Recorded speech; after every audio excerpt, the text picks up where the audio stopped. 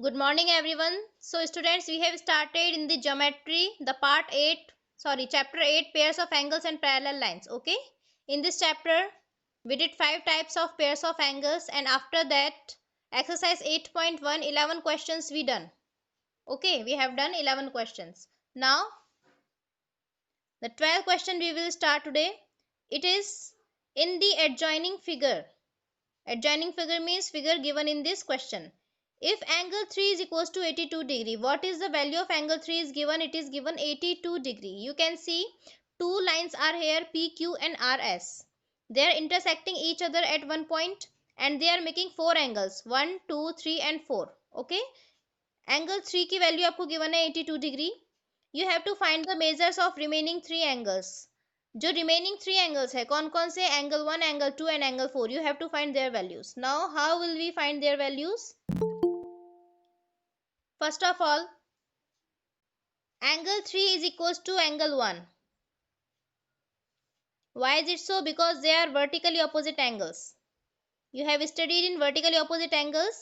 If two lines intersect each other at one point, then the opposite angles so drawn are called vertically opposite angles.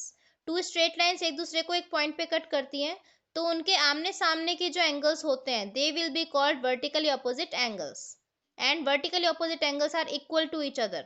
So 1 and 3 are vertically opposite angles and they are equal, so I have written angle 3 is equals to angle 1. Now since angle 3 is equals to 82 degree, so angle 1 will also be 82 degree because they both are equal to each other. दोनों की values same है तो दोनों एक दूसरे के equal है तो वैल्यूज भी सेम होंगी. एंगल 3 की वैल्यू आपको 82 डिग्री गिवन है तो एंगल 1 की वैल्यू भी 82 degree. Okay, means we have found the value of angle 1 now. Fine. Now you can see angle 3 and angle 4 are linear pair of angles, so their sum will be 180 degree. Why is it so? They are linear pair of angles. Okay.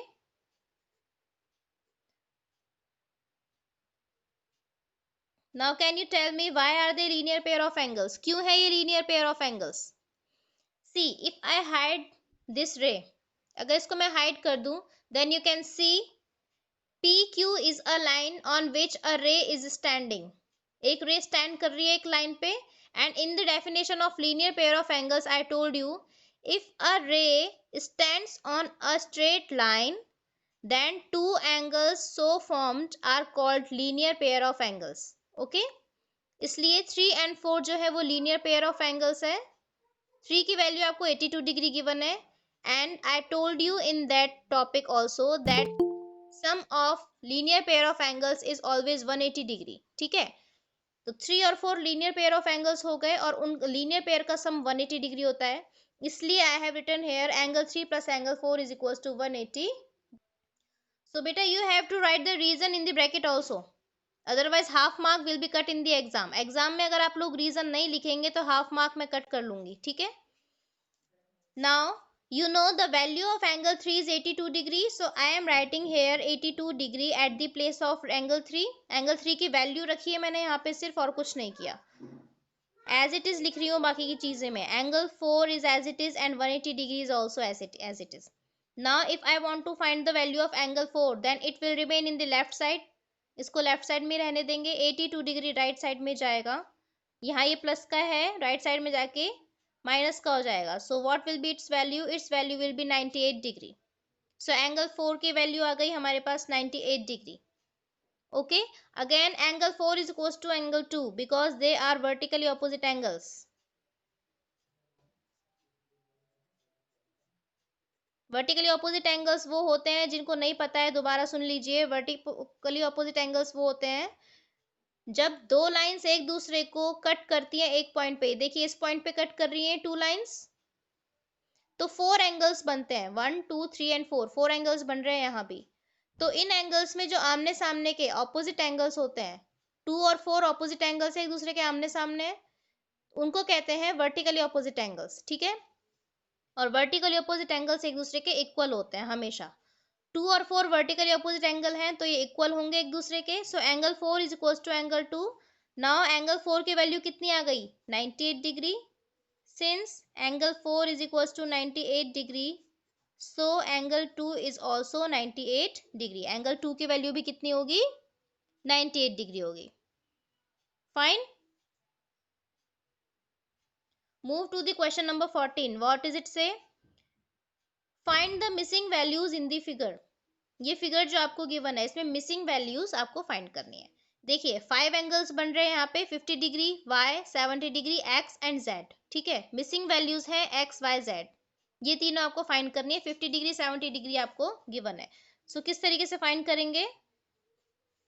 देखिए x and 50 degree they are vertically opposite angles.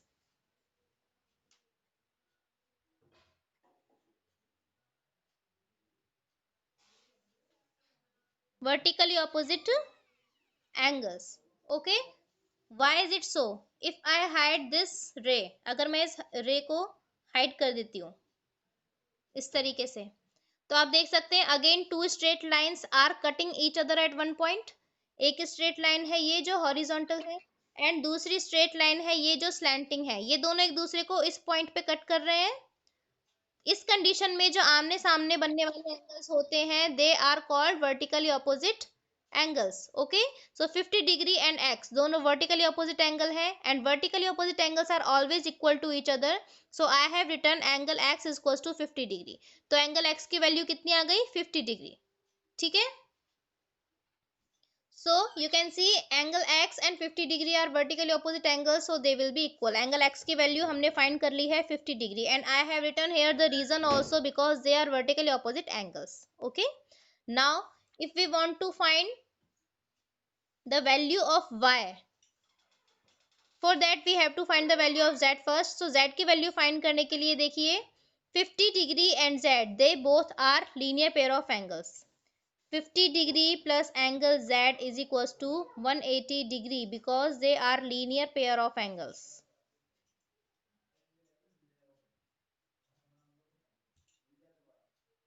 Okay. क्यों है ये? देखिए अगर मैं इस पूरे portion को हाइड कर देती हूँ तो आप देख सकते हैं जैसे लास्ट क्वेश्चन में था एक स्ट्रेट लाइन पर एक रे स्टैंड कर रही है. ये स्ट्रेट लाइन है और उस पर एक रे स्टैंड कर रही है. तो इस तरीके से जो दोनों एंगल्स बनते हैं they are called linear pair of angles. So 50 degree and z 50 degree and z जो है वो लीनियर पेयर ऑफ एंगल हो गए और उनका सम होता है 180 डिग्री. इसलिए मैंने इन दोनों का एडिशन लिख दिया है 180 डिग्री. ठीक है. एंगल जेड की वैल्यू हमें फाइंड करनी है. सो एंगल जेड को मैं लेफ्ट साइड में ही रहने दूंगी. 180 degree is written in the right side. 50 degree is in the left side. When I will shift it to the right side plus sign will be change into minus sign. So the answer will be 130 degree. So value of angle z is equal to 130 degree. Okay. इस तरीके से आपको ये बेटा एक ही figure में कई तरीके के different types of pairs of angles given है और डिफरेंट वैल्यूज आपको फाइंड करनी है. तो उसके लिए आपको ये अगर आप क्लियर फिगर को देखना चाहते हैं ओके आपको उनको हाइड करके देखना पड़ेगा कि ये दोनों एंगल किस तरीके से बन रहे हैं, कौन सा डायग्राम है ये और ये कौन से पेयर ऑफ एंगल्स हैं. ठीक है. Now to find the value of y what we have to do. y की वैल्यू अगर मुझे फाइंड करनी है तो आप देख सकते हैं कि ये जो पूरा एंगल है y और 70 डिग्री का एडिशन ये z का वर्टिकली ऑपोजिट है. क्योंकि मैंने वर्टिकली ऑपोजिट में कैसे बताया था आपको इस रे को हाइड करना पड़ेगा. ये रे आपको हाइड करनी पड़ेगी. तो जो ये स्ट्रेट लाइंस है टू स्ट्रेट लाइंस है इनके बीच में आमने सामने के जो एंगल बन रहे हैं they will B vertically opposite angles. तो 50 डिग्री और x मैंने पहले ही बता दिया ये कैसे हैं वर्टिकली ऑपोजिट क्योंकि दो स्ट्रेट लाइन में ये आमने सामने के एंगल है. इसी तरीके से ये जो पूरा एंगल है अगर मैं इसको इस तरीके से बताऊं ये पूरा एंगल और ये z ये दोनों वर्टिकली अपोजिट होंगे. ठीक है. इस रे को मैं मिटा रही हूँ अभी थोड़ी देर के लिए. I am rubbing it. ठीक है. तो ये जो पूरा एंगल है और ये एंगल है ये कैसे हो गए vertically opposite. y plus 70 degree जो इन दोनों एंगल्स का सम यस इन दोनों का सम आएगा वो ये पूरा एंगल होगा और उसके जस्ट ऑपोजिट है z. तो y प्लस 70 डिग्री और z ये दोनों हो जाएंगे vertically opposite angles. So now I have to find the value of y. Now y plus 70 degree is equals to z because they are vertically opposite angles. Okay, z का जो vertically opposite angle है बेटा, एक ना दे करके आपको दो angles का सम दिया हुआ है, इसलिए y plus 70 degree is equal to z. Now I have to find the value of y. Then z की वैल्यू पुट कर रही हूँ मैं अभी 130 डिग्री. z की वैल्यू कितनी है? 130 डिग्री. तो एंगल y की वैल्यू हो जाएगी 130 degree minus 70 degree. So what will be the value? 60 degree will be the value for angle y. Angle y की वैल्यू हो जाएगी 60 डिग्री. ओके, किस तरीके से? y और 70 डिग्री इन दोनों एंगल्स का जो सम है वो z के इक्वल होगा. क्यों? क्योंकि they are vertically opposite angle. Angle z के सामने वाला जो एंगल है वो इन दोनों का एडिशन है, इसलिए इन दोनों का एडिशन एंगल z के बराबर होगा. वर्टिकली ऑपोजिट एंगल है. z की वैल्यू मैंने फाइंड की थी बी पार्ट में 130 डिग्री, वो मैंने यहाँ पे लिख दी है. y की वैल्यू हो जाएगी 70 डिग्री, इधर आएगा माइनस में हो जाएगा, 13 में से 7 माइनस करेंगे तो it will B 6. So value of y will be 60 degree. With this 14 question, exercise 8.1 is completed because the left question 13 I will give you in today's homework. एक question रह रहा है 13, वो मैं आपको आज के homework में दूंगी. So we will start the next topic now. The next topic is intersecting lines. What are intersecting lines? So you can see a figure is made here. Two lines are intersecting, cutting each other. A B and C D, ये O पे cut कर रही हैं. तो इस तरीके की जो लाइंस होती हैं जो एक दूसरे को एक पॉइंट पे कट करती हैं उन्हें इंटरसेक्टिंग लाइंस कहते हैं. सिंपल सी डेफिनेशन है. If two lines meet at a point, दो लाइंस एक पॉइंट पे मिलती हैं, ए बी और सी डी दो लाइंस हैं, ये कौन से पॉइंट पे आके मिल रही हैं? बीच में एक पॉइंट है ओ, इस पे मिल रही हैं, कट कर रही हैं एक दूसरे को, एक ही बात है. Then they are called intersecting lines. तो ए बी और सी डी को क्या कहेंगे? Intersecting lines. And this point O जिस पे वो मिलती हैं एक दूसरे को, it will be called point of intersection. Okay, and the point is called point of intersection. Fine. So here AB and CD are two lines which are intersecting lines and point O is point of intersection. Fine. Next है parallel lines. What are parallel lines? Parallel lines are if two lines never meet each other at any point, even they are produced infinitely. क्या मतलब हुआ? Two lines मैंने draw किए यहाँ पे P, Q and R, S. बेटा lines जब भी आप शो करोगे दोनों साइड पे आपको एरो मार्क करना है. उसका मतलब ये है the length of the line is infinite. आपको पता है जो लाइन होती है वो दोनों तरफ से इनफाइनाइटली प्रोड्यूस होती है. ठीक है, it go to infinite from both of the side. तो आपको दोनों तरफ एरो शो करना है. ये बोल रहा है इफ टू लाइंस, ये दोनों lines never meet each other, एक दूसरे को कभी नहीं मिलती हैं किसी भी पॉइंट पे, चाहे हम उसको कितना भी इनफाइनाइट में आगे बढ़ा दें. आप इस P को और R पॉइंट को इधर से चाहे लेफ्ट साइड में इसकी सीध में, मोड़ना नहीं है इधर उधर कहीं भी, लाइन है तो स्ट्रेट होगी, इसकी सीध में लेफ्ट साइड में इनफाइनाइटली प्रोड्यूस करते हैं, आर को भी इनफाइनाइटली प्रोड्यूस करते हैं. कोई ऐसा पॉइंट आपको नहीं मिलेगा जहां पे जाके एक दूसरे को कट करेंगे ये. इन द सिमिलर वे अगर आप इस Q और S इस पॉइंट से भी इनको आगे प्रोड्यूस करते हैं तो भी you will not find any point on which they will meet to each other. इसका मतलब क्या हुआ कि दो लाइंस को अगर हम इनफाइनाइटली बढ़ा दें आगे तक तो भी वो एक दूसरे को कभी भी नहीं मिलती, किसी पॉइंट पे कट नहीं करती. तो इस टाइप की लाइंस को कहते हैं पैरेलल लाइंस. ठीक है. Perpendicular distance between the parallel lines always remain same. ये जो पैरेलल लाइंस है इन दोनों के बीच में परपेंडिकुलर का मतलब होता है 90 डिग्री.